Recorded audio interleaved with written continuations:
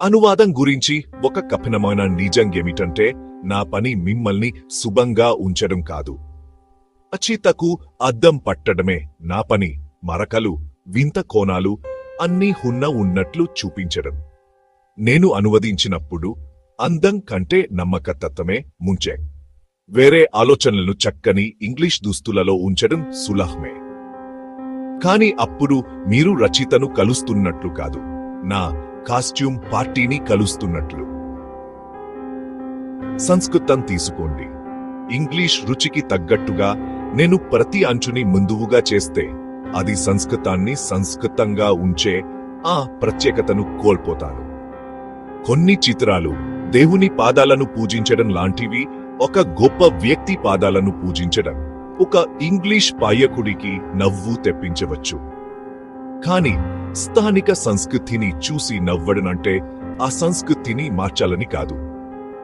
అది పాయకుడు నిజంగా విదేశీ వాతావరణాన్ని చూస్తున్నాడని అర్థం. నేను అసలు అచ్చనకు ద్రోహం చేసే బదులు అపహాస్యాన్ని ఎదుర్కోవడానికి సిద్ధంగా ఉంటాను.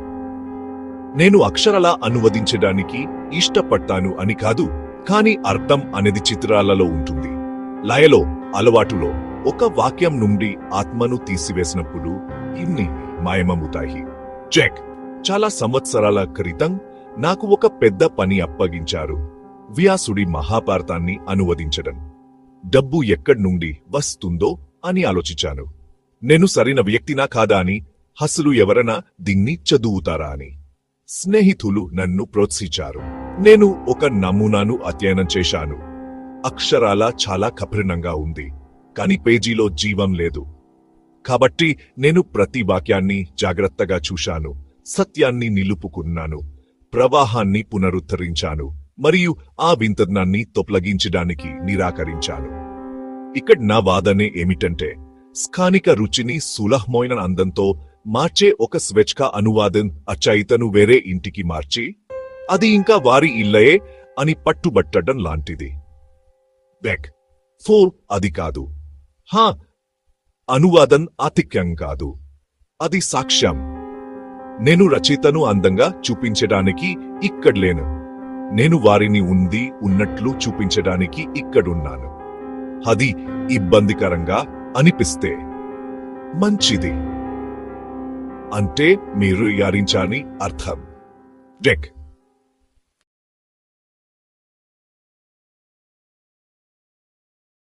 ఈ అమ్మాయి గురించి మీకు ఇంకా తెలియదా? ఈ అమ్మాయి అదిరిపోయే కంటెంట్ పెడుతోంది. అది ఎప్పుడైనా వైరల్ అవ్వచ్చు. చాలా మందికి అమ్మాయి గురించి ఇంకా తెలీదు. ఇప్పుడు అమ్మాయి గురించి ఎవరికి తెలీదు. కానీ ఇది మీకు మంచి అవకాశం. తొందరపడండి, సబ్స్క్రైబ్ బటకండి, లైక్ చేయండి. ఇంకా ఈ వీడియోని ఎవరైతే చూడాలనుకుంటున్నారో వాళ్ళకి షేర్ చేయండి. వచ్చే నెల మహాలక్ష్మి విలాగ్స్ గురించి అందరూ మాట్లాడుకుంటున్నప్పుడు నేను మీకు చెప్పలేని అనొద్దు.